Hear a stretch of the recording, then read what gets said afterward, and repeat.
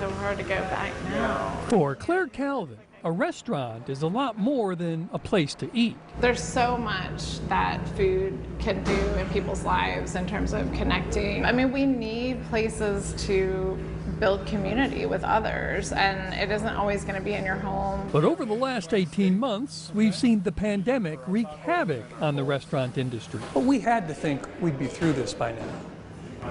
Well, I thought, we would be through it. I was hoping, my kids are going to get to go back to school last fall, and we see where that ended up. Claire owns several restaurants in Winston-Salem, including Alma Mexicana, and the last year has taught her several things. We certainly got a lot better at things that we weren't sure we could do.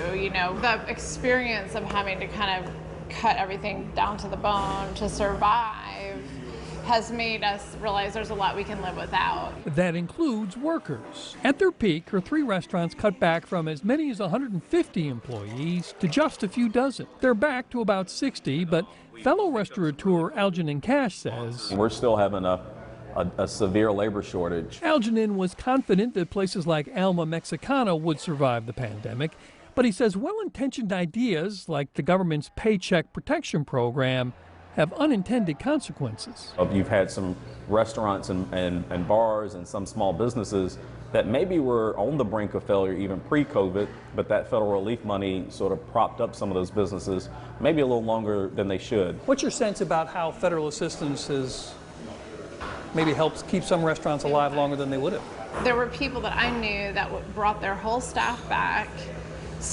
basically paid them to do nothing, and then ran out of the PPP money, and lo and behold, the virus was still here. And some restaurateurs are terrified about a second COVID wave.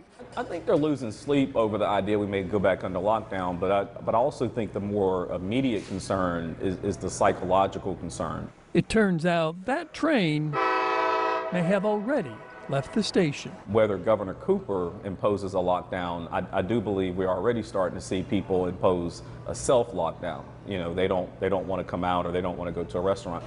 But as the government assistance begins to dry up, those who survive will find other resources they didn't have before. But as some of these restaurants begin to go out of business, that has to help your ability to hire.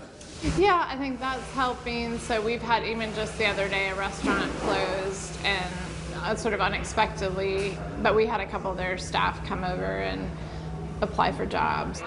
And at some point, that may be the solution to the industry's labor shortage. Bob Buckley, Fox 8 News.